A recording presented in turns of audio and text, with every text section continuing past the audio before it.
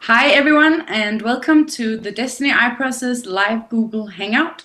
We do Hangouts here from the Desteni I Process YouTube and Google channel. We usually do our Hangouts every Thursday, but today we're doing a special edition of the Hangout here on a Wednesday. So I do hope that you've had a chance to catch the fact that we were doing it on a Wednesday. Otherwise, the Hangout is, as always, uploaded on our YouTube channel at Desteni I Process, so you can watch all the previous Hangouts, including this one, when it has been recorded after this live session. In and from today's Hangout, we're kicking off a new series that is really going to be very cool, that is about practical self-empowerment, so how we can practically self-empower ourselves in our lives. And for today's specific Hangout, we have invited Maya from South Africa, who's originally from Israel. Hi, Maya. Hello, hello. And as always, we invite you to participate and make this an interactive Hangout. So you can do that through our Google Plus page. You have to be logged into your Google account.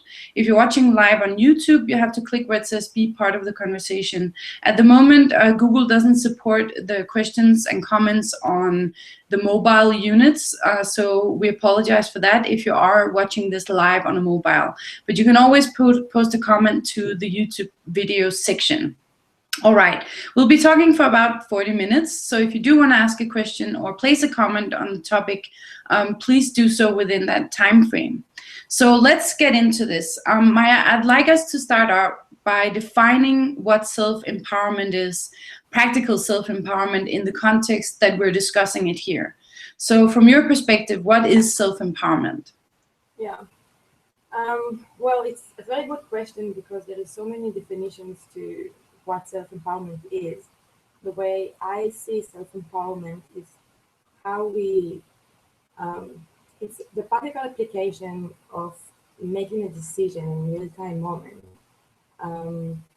It's becoming a directive principle, but becoming a directive principle is again by making a decision to step out of the mind and just be physically here so that you can direct your environment, your reality, based on the principle that you live by. So if I look at self-empowerment, it's not like an absolute point that you can become self-empowerment or self-empowered. It's an outflow of continuous decisions that you make in every moment. It doesn't mean that we will be self-empowerment because we choose to or decide to, because still there is a real-time decision that we have to walk. So yeah, that's also why we called it practical self-empowerment, because it's not like you make a decision or you say, I'm empowered, and then suddenly you're all empowered in all aspects of your life. Yeah. And the reason why I'm saying a decision, because when you face something in your environment, and let's say we see something that we are reacting to, in that moment of reaction, we have a choice to make. We have a decision to make. We can either decide to continue the reaction, continue blaming other people, or taking other people personally, or blame the entire world for our experience, or we can decide, okay, enough, stop, just for a moment, so that I can see clearly how to direct my reality, how to direct myself, how to support myself, how to support the other being. Because, in that real-time moment, no one can decide for us how we're going to experience ourselves. It is either we make a decision to stop, and that in itself can be challenging, depends on the intensity of what is going on in the mind, or we, for a moment, continue the reaction, which is not, a big mistake, or it's not that we fall in our processes because we continue the reaction, but if, self-empowerment means that we will still make the decision to change. So we will go and investigate what happened, what was the reaction there, how can I align myself, how can I forgive myself, all of that stuff, so that in the next moment when the same event comes along, then you can assess yourself in real time and see, am I reacting to this person or not, or you can immediately stop. Depends on how much time and effort you placed into changing that reaction inside of you. So the first would be an example of where we disempower ourselves. Like you said, that we have a reaction, like, for example, we blame, it's the world's fault, or I can't do this. And then the other would be an example of where we then, instead of doing that, we empower ourselves to, for example, take responsibility. Yeah. So it's, as I said before, it's actually an outflow of a decision that we make in a singular moment. Are we going to follow the mind and give our power away to the mind? Or are we going to become the directive principle in that moment and just stop? But what is important is that if we didn't stop, it's okay, because we can always correct and align ourselves. And this is the trust that we have in ourselves because of the process that we go, that no matter what, we will, change, and we will take responsibility so that the next time I'm able to assess, what was the, another dimension of the reaction that we had, or what is it that I didn't see before? And that is, again, making a decision to change. If I go back to the drawing board and see why the reaction came back again, in that moment, I'm actually deciding, okay, let's empower myself to see how can I change myself, instead of deciding to disempower myself by giving up. Right. Giving up and destroy the relationship with this other person. So if we take the example of where we're in the one moment disempowering ourselves and the other moment empowering ourselves, or in the same moment but having two different decisions, what could be the consequence of, like, maybe you can give an example, like if we are to go either route, like what could be the consequence if we disempower ourselves, and what could be the consequence if we instead empower ourselves? Yeah. Look, many times I found myself in this fight mode in myself. Like, let's say there is a point that I face, and there is this whole position and reaction and blame and thoughts, and it literally feels like there is a war zone inside, meaning there is a part of me who say, but I'm right to feel this way, I am right and they are wrong. So I want to justify my reaction. But then there is the other part that says, well, that's not valid, because nobody can do anything to me. It's only what I accept and allow to myself in that moment. So what I've seen in these moments is I have two options. Let's say I decided to continue the reaction and disempower myself in that. The consequences would be, for instance, it can be a physical consequences that I'm creating on my body, like a migraine or some other physical consequences. It can also be sabotaging my relationship with that person, because as long as I'm blaming them and as long as I'm fighting with them, I am not supporting the relationship to develop and grow. So that could be, for instance, a consequences of a decision to disempower ourselves. The consequences of taking the decision to empower myself, well, here again, it's a point where relationships with other people can be of worth, because each one is taking the responsibility, and then you can actually speak about it and support each other and see what was the source of the reaction. It can be a point where, for instance, if before you decided that you are limited in something, or you don't know something and you feel diminished, making a decision to, for instance, develop a skill inside of you that give like satisfaction that I didn't know something, but I invested the time and the effort to become something or someone that I would want myself to be. Like, I see a potential in me, and I will do whatever I can, and I will invest the time to develop those skills. So that's going to support me in my living application. It will probably also support other people, because now instead of reacting to them, I can support them or direct them or allow them to help me, which is also a fascinating thing. So it can go either way, but the bottom line is it's a decision that we make that will create positive consequences. Yeah, I want to ask you about that as well. But first, I also wanted to ask you, would you say that we kind of in a way exist in like a perpetual state, like we're already in a state of disempowerment? Yeah. More like saying we're in a neutral state and then we can either empower or disempower. So it's like we're already in a disempowered state, and then it's more that we can either remain there or make it even worse for ourselves, or we can empower ourselves. And then what that also means is that, for lack of a better expression, take the power of ourselves, so that instead of us just going with the flow of who we've always been, like let's say I've always believed that I'm not good enough, that would then be me existing in a disempowered state, and then empowering myself would be saying, no, I don't want to live that anymore. I want to be able to accept myself and develop my, like you said, like for example, develop a new skill. Yeah. Yeah, so that would be the start. But what I realize is that many times I just make the decision, I want to empower myself, I want to develop the skill, you know?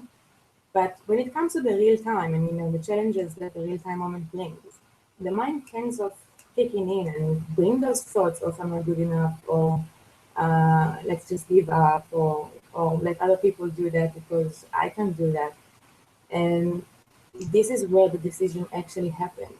And I can give you an example with me and learning a new language. So when I moved here, I refused to learn Afrikaans because of my experience in high school. I didn't see that I can actually learn a new language, and I was struggling with my English. And I didn't want to feel embarrassed or caught up in a situation where I'm trying to say something in Afrikaans and everyone are laughing at me because sometimes it happened in English, for instance. So for many years, whenever somebody wanted to teach me a word in Afrikaans, I was like, okay. But then, you know, the moment after, I just let it go because I didn't even want to show any effort. So there is no expectation of me to learn Afrikaans. And a couple of months ago, I started working with more Afrikaans people, and they kept on speaking in Afrikaans, and I saw how I became irritated or, you know, frustrated that I can't be part of the discussion, or I cannot participate. And I said to myself, okay, maybe now it's time to learn Afrikaans. And I just said, okay, just give me one word and I will learn just one word. And then they gave me one word and I repeated it again and again and again and again and again. But this time I made a decision, I want to learn this one word, which means that in that moment I actually empowered myself for the first time. Right. In allowing myself to learn a new word.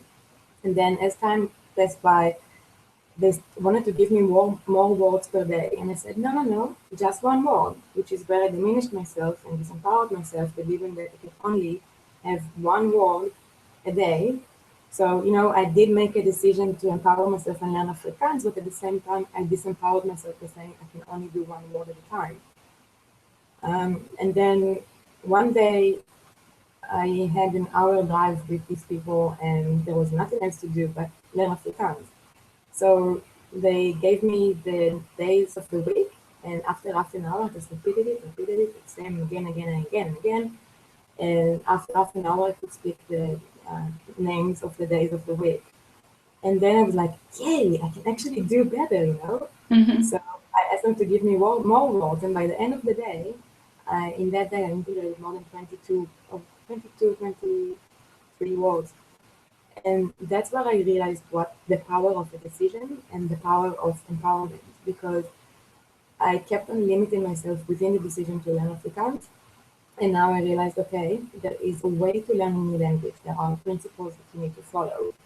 The moment I made a decision, I want to learn Afrikaans because this is the consequences that Afrikaans will give me, where I'm able to actually communicate with other people and develop more relationship with other people. It's like, I'm going to do that, and I have the tools now to do that.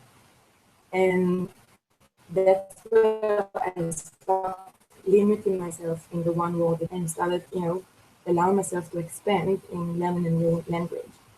But it's again a point of the decision. If I didn't make the decision, I would be limited as how I was before, in just having the word come in here and then going there, and then I'm nothing integrated. And it's interesting because then it's also not only about learning a language, but that you are actually empowering yourself. Because before it was like a weakness or like a point of inferiority within you that came from a memory that you Yeah. then basically limited yourself to. So by taking up that practical point of learning a language, you also empower yourself in no longer being controlled by that memory. Yeah. So that's interesting. I actually have the same, because I also live in a different country, and for a very long time I also refused and was embarrassed. And then one day I could see that nothing was happening, and I want to live in this country and I want to be able to communicate. So I had to make that decision. And then I said, from now on, it's a little bit different because it's like a neighboring language. So I could make a switch more easily.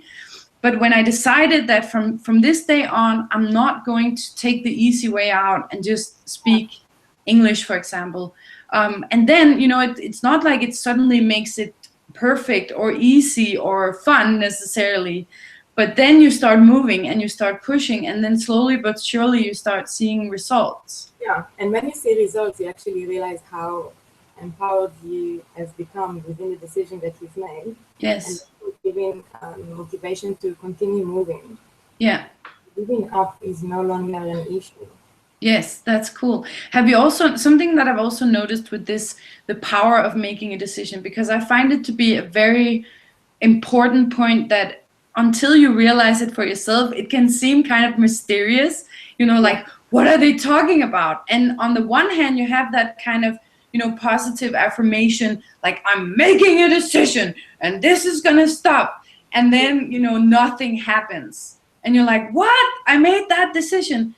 But then I've also had like the times in my life where I've really changed, and where, my entire life has turned around because of a decision.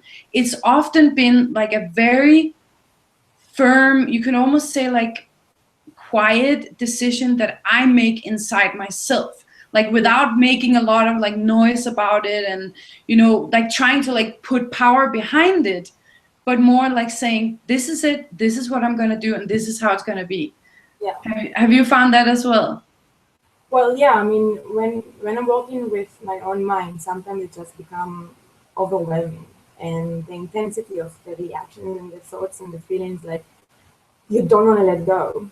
Yeah. And in that moment, it's very important to make a decision. It's not always working, because, again, depends on how much energy I placed into that. But what I found is that at some stage, there is this enough is enough.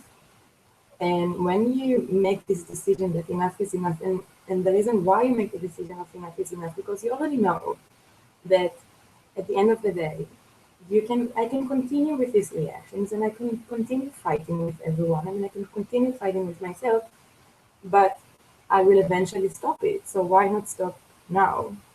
Yeah. And what I realized, there was one day that I was sitting with two people, and I was like, and for a moment I made this like movement on my chair, and I started laughing at myself, because with my reaction of I just realized how ridiculous it is, because 5-10 minutes from now I will see the point and I will feel so embarrassed for not letting it go sooner. So I just started laughing at myself, and it was the best laugh that I had in years. I couldn't stop for like 20 minutes, because then you realize what you're doing. And when you realize what you're doing, it's like, let's just laugh about it, because that's how the mind is not our enemy. And we can treat the mind as the enemy, but we are the one that can take control of the mind by becoming the directive principle in every moment.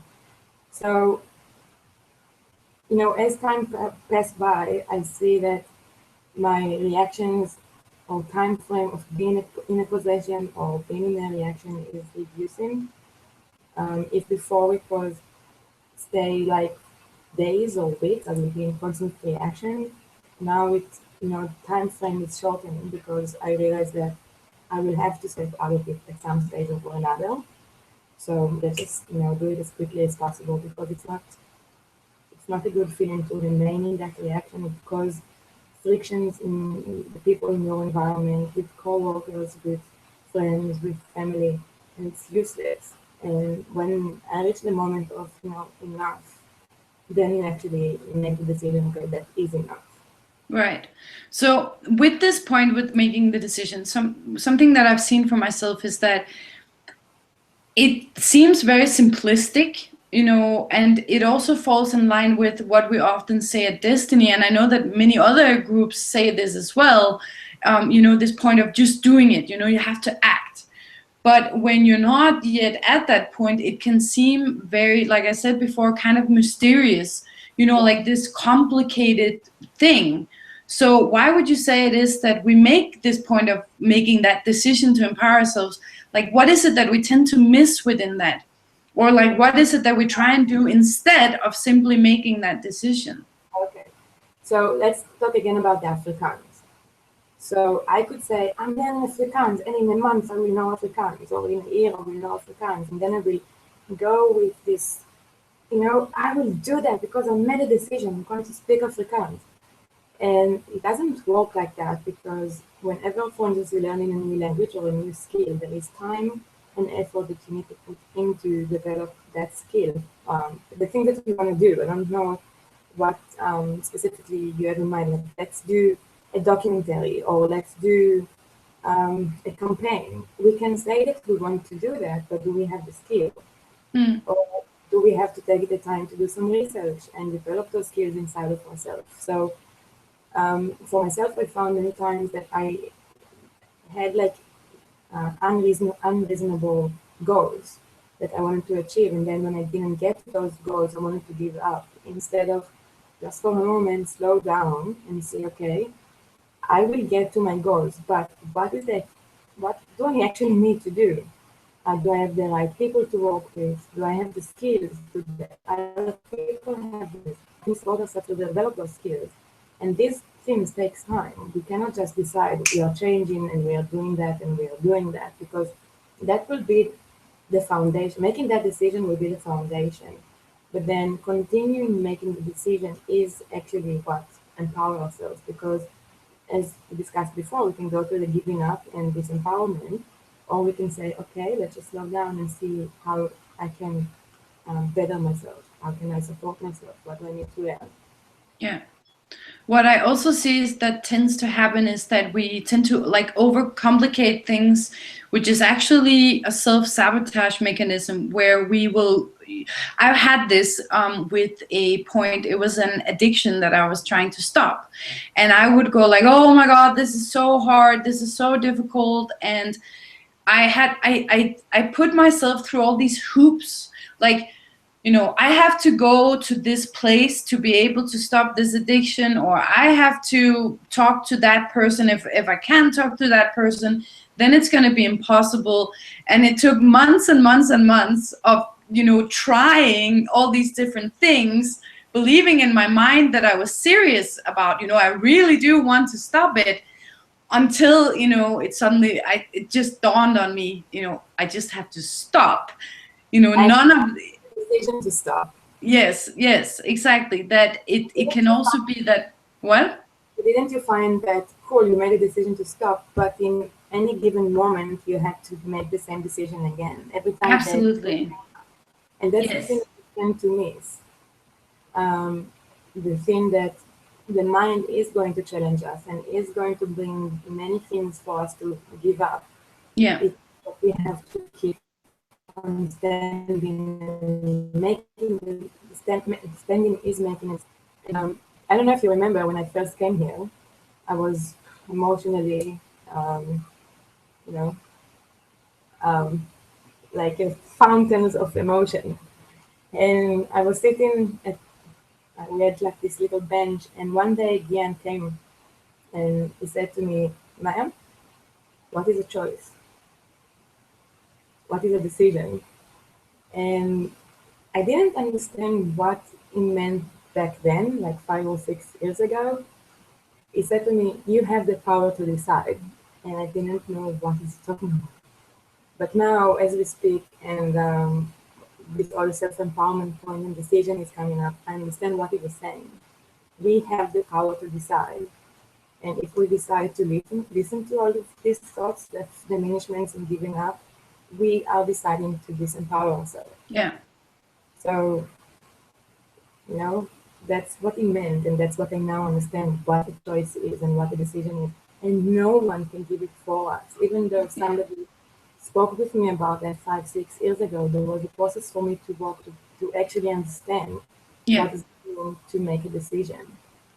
Yeah, at some point, and that's how it is with anything we want to change. Like, that's been a really cool point for me to realize, is that when you're trying to change something or you're moving with something and, you know, nothing is happening and you're not moving, sometimes it is really because you haven't actually made that decision. And that's a point of self-honesty, because I've several times then gone into saying to myself, but I have made the decision, where I actually haven't. And you will know, you know, when you actually make that decision, you will know. But then it doesn't mean, that's another interesting point, that we tend to think that, you know, then we can just lean back. I've made the decision, so now it's up to reality to change for me, you know? Yeah, doesn't forget. So that's what you were saying about how we have to then keep making the decision until eventually it becomes natural, it becomes who we are. That of course that's how I live, or that's the way that I express myself. Yeah, but you know, another way to look at self-empowerment is, let's say I did make a decision to do a specific project, or apply a specific, I have a goal that I want to apply, and I'm doing many things to find a way to get to my goal, okay? Sometimes I find myself working, let's say 2 or 3 months, and then I'm looking back and I said, okay, this didn't work. But the decision was to reach my goal. So I can decide to give up, or I can find the alignments. I can turn around and say, okay, so let's see another project we can do, or another direction that we can take it. And that's, again, a decision to empower yourself and not give up just because the physical reality or the physical result didn't manifest the way you wanted. It's a point of trusting myself that I will find a way. We will find a way, you know? And it doesn't matter how long does it gonna take, but we will find a way. And I think it's something that is very important for all of us, because we do have a vision and we do have goals that are out there, and sometimes it seems so big, and like we're looking back and we think, okay, nothing changed, maybe, you know, let's just give up. And the giving up is just not acceptable. We just need to go back to the drawing board, brainstorm again, and find another direction, which may or may not work. You know, so we also don't need to attach ourselves or define ourselves based on a specific direction that we took. We need to realize that we can change our decision. Yeah. But that is another decision that we make to change our decision. Yeah. Yeah, I found it very supportive within that too. When you have, like, let's say you have like a long-term goal or something that right now is quite far away from where you are, or who you are, is that it's very supportive to create, you could say, sub-goals. Or even though I cannot do that thing, which might be in the future, I can do things to start preparing myself to eventually be able to do that. And that in itself is very empowering, because it might be things that are seemingly small, but I can actually see how they're stepping stones to eventually be able to, like, for example, it could be like, let's say you want to take a specific education, but you don't have the credits to do so. And then you'll go, well, okay, then I can't do that, so I'll just give up. Where instead, maybe there are like preparation courses you could take to eventually be able to apply for that education and actually do it. And that is in itself empowering. Yeah. So how about, like, if we look at empowerment from this perspective, would you then say that there are no limits? Like, we can do, you know, there is in some like spiritual circles this expression that, you know, the sky is the limit and you can do whatever you want, and you know, as long as you work hard on your dream, you can achieve it. Yeah, it doesn't work like that. Because we are living in a physical reality, and in the physical reality as it is structured right now, there are limitations. Like, for instance, if you don't have lots of money or you don't have money at all, directly moving yourself in your reality will be a challenge, because let's say you're going to create a project where you're speaking and training other people in other places. If you don't have money for petrol, for instance, you won't be able to do that. But it doesn't mean that you're disempowered. It means that you need to find other ways to generate the money for you to do whatever you wanted to do. So it can take a week, it can take a month, it can take 2 or 3 years before you are able to do what you wanted to do. But if you allow the physical limitation, like for instance, not having enough money, to disempower you, is then us making a decision to, I can't do that, let's just give up. So sure, there are physical limitations, because, you know, we are living in a physical reality, but it's not, you know, it's not like Aladdin that you ask something and you get it. It's genie in the box or whatever. Yeah, the genie in the bottle. Yeah. So, you know, we have to consider everything that is here and make the best from what is here. Yeah. And use the resource that we do have, or use the time that we do have, to reach the goals that we set for ourselves. Yeah. There's another really cool point in that as well, is that sometimes you won't see those immediate results, but that doesn't mean that it's not working. So there's also that patience element in how, you know, because I think especially a lot of us that may be younger and maybe used to some form of like instant gratification, you know, with the fast food culture and with the internet, that there's come this like kind of delusionary expectation of things manifesting immediately. I know that I had that. I even had that as a small child. I don't know where it came from. And it was extremely frustrating to me that I couldn't manifest the ideas that I had in my mind. And then I would just give up on things. And I would actually go into blaming physical reality for not giving or becoming that which I wanted it to be immediately. And then, you know, learning that it takes time, and you know, practical space and time is very tangible, in that you have to put in the breaths and you have to put in the hours to grow and develop something. Yeah, there's no magic here. I mean, it's again the time and something will manifest result. Maybe not the result that you wanted to, but it will create something which then you can assess, is that what I wanted to create? If yes, cool, let's continue. If not, let's do something else. But yeah, patience is one of the most important things to have. So I would say that we could say that could be one of the challenges that one might face in one's process of empowering oneself. Do you have any other examples of challenges that one might face, or self-empowerment in general being challenging? Yeah, well, I think, you know, you can look at two dimensions, the mind dimension and the physical reality dimension.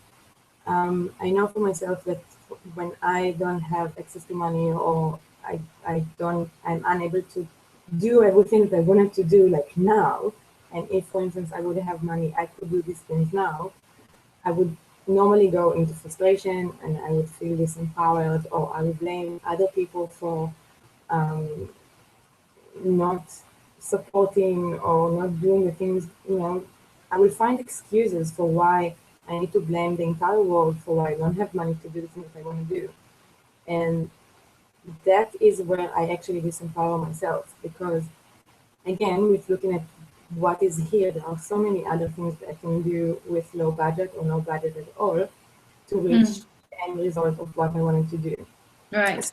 Moved from being frustrated about, and sometimes the frustration still comes, you know, but then you have to again make a decision. Okay, stop. What can I do now?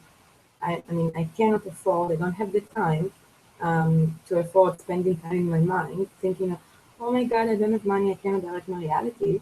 Instead, I need to find solutions. Okay, how can I generate the money? How can I do whatever I can do to be able to in the future do the things that I originally wanted to do. So that's, for instance, a physical challenge that I faced. I'm still facing from time to time. Then on the mind side, depends on the intensity of the point you are facing. Sometimes it will take, as I said, it will take a month or more before the point is completely clear. And when I'm in it, it feels overwhelming and challenging. And because when you're in a reaction, it's very hard to see reality for what it is. Yeah. So it does look very challenging while you're in it, but as you move through the points and take it, day by day, moment by moment, point by point, it's actually not as big as we made it in the mind. And that in itself gives me the motivation to stop sooner than reaction, because I know that I will have to stop it in any way. So that's something I'm practicing right now. Picking up the pieces as fast as I can, because there is no point in continuing that. It creates pressure on my body. Yeah. It's just not worth it. It's interesting. Sorry, go ahead. No, I'm saying, so that's the challenges. I mean, the mind in itself can seem like a challenge, but if you realize that you will have to walk through this point in any way, why go to a time loop? Yeah, it's interesting with the word challenge in this context, and how we can see a challenge as like this obstacle that we have to get past, and we will look at it like with trepidation, like with resistance and fear. Or a challenge can also be like, I'm giving myself a challenge. It can be an invitation to work with something, and to, you can even try and have fun with it in some situations, maybe not always, but see, so there's like a different, you could say, an empowered way of looking at a challenge and a disempowered way of looking at a challenge, as to, is it going to be an obstacle that I have to try and like, jump over, or is it going to be, am I going to see it as an invitation to expand myself? Like, let's do this, let's see. Okay, so that thing is in the road in front of me or in my mind. So how, like, what's the best way that I can get through it? And then, you move through it. So that can also be an empowering point. Yeah. To redefine the way that we look at the word challenge. Yeah. Like, for instance, when people are impaired, we say that they're challenged, physically challenged. But that's interesting, because what they have to do with their lives, they have to see, okay, so for example, I don't have any function in my legs. How am I going to make life work anyway? Yeah. Yeah. So now what I'm seeing is that self-empowerment is moving from a reaction to a solution. Yes. Which is what the Destiny principle is all about. Yeah, absolutely. So in context of, or with all what we've been discussing here today, if you were to give a tip or a suggestion to someone who's watching out there and who's currently feeling disempowered in relation to some point or aspect of their lives, what practical suggestions would you give to them in terms of how to start working with self-empowering themselves and making that decision? Yeah. What I realized a few weeks ago, I had this constant feeling of disempowerment. And what I realized in one of the conversations that I had was, I kept on thinking that disempowerment reality is forcing me into something and I have no choice, or I have no direction that I could give. And that was the mistake that I've made, by believing that somebody else or reality or something is diminishing me or disempowering me. And when I realized that no one can disempower me, I can only be disempowered if I accept and allow the disempowerment within me, then I will be disempowered, but not because somebody said something or told me something or said to me, you don't have the skill. Then I go and find a way to learn the skill, but it's not because of them that I am disempowered. It's only if I decide to be disempowered, I will be disempowered. So I think the first thing to realize is that It is always what we decide for and as ourselves. It will never be about someone else. Nobody can give us empowerment. Even in the work environment, an employee and employer. The employer cannot give you empowerment. You can give yourself empowerment. So you can decide, for instance, to just do your job and that's it. Or you can decide that while you're doing your job, you can still learn a new skill. You can learn from other people. You can develop communication and relationship with other people. There is so many things that you can do while you're in a job. So I think the first and the key factor here is to understand that we are the one that can give ourselves empowerment through the decisions that we make.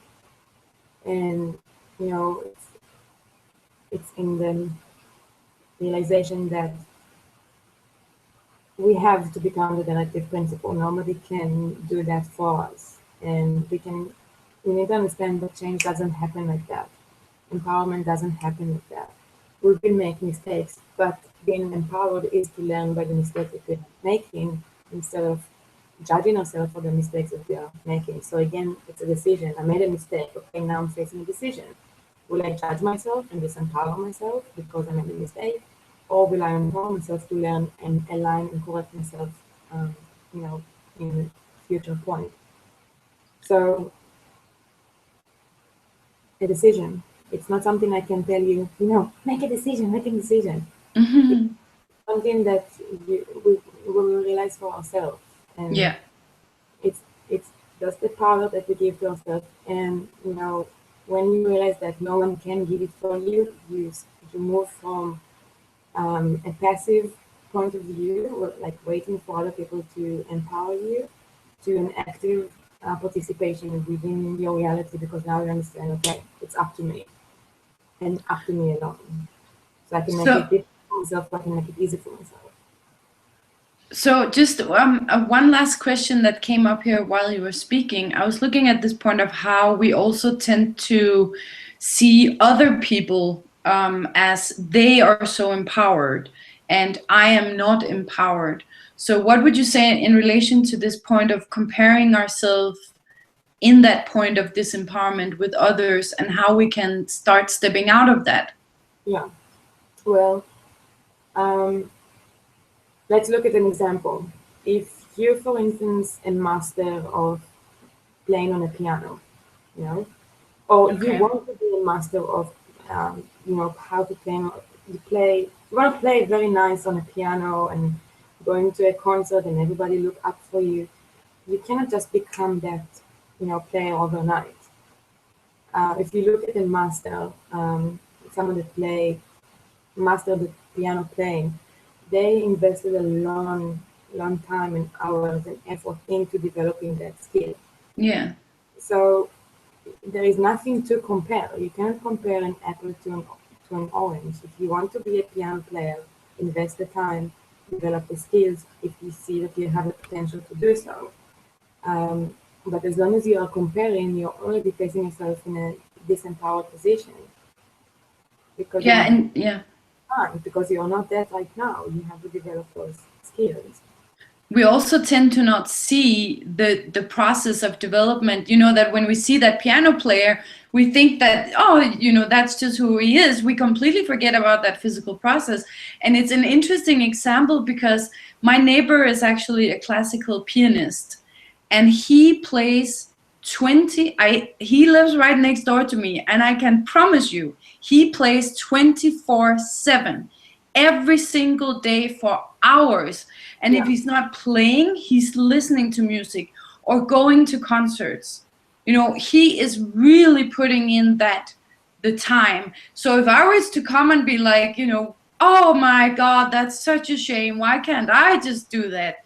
Well, because I haven't actually done it, and also because I'm maybe doing other things. I don't necessarily have to be a master piano player, So that's also a point to consider. Is that actually the best place to place my efforts, or am I because sometimes we can even compare ourselves just because people are masters of something, where we haven't maybe even considered that it might not be relevant or something we would actually like to do, but it could even be the point of mastering in itself. So that's actually a cool point to look into as well. I mean, no one became a master of something, of a specific skill, just, magically. Yeah. That's why I think, and I'm also making this mistake. Like, I want to develop something, and I'm like frustrated when I'm not getting it. And this is where I have to really slow down and see, okay, what can I learn? What can I develop? Because it's not going to magically manifest inside of me. And I think what supported me the most was when well, no, less. Remember when I was, we were looking for forum moderators, and I was asked to be a forum moderator, and I was like, no, I just started my process, I can't do that. I'm gonna make mistakes, I don't wanna make mistakes, I have fears. You know what? Let's not do that. And what someone told me was, if you make mistakes, we have many other people that will support you to develop those skills. So if you don't know or don't see yourself as capable to direct a specific post, then consult with other people so that you can develop those skills. And after looking at this point, I, again, had to make a decision. Am I going to disempower myself by feeling my own limitations of moderating the forum, or I'm going to slowly develop those skills, knowing that I will make mistakes. But from the mistakes, I will learn. So over the years, you develop confidence and you become better in supporting other people, because slowly over the years, we develop those skills. It's not that any of us were a master of forum moderation when we started. No. We all had, and we are still having, support structure in moderating and doing all of this stuff, because no one is a master as of yet of anything. That's why we have this group of support structure for one another, where we challenge each other to perfect our own skills and master the skills that we need to have. Very cool. So let's leave it here for today, and we will be back next week with another hangout in this series, where we will be looking at a different point in relation to practical self-empowerment. So I definitely suggest tuning in next week, because this is going to be a very supportive series. Maya, thank you so much for the discussion. It was awesome to talk to you about this point, and a very nice foundation for our series on practical self-empowerment. Thank you so much for being here. Thank you so much for listening and watching us. And don't forget to subscribe to the channel and thumbs up this hangout if you liked what you saw. And we will be back. So bye, everyone. Bye.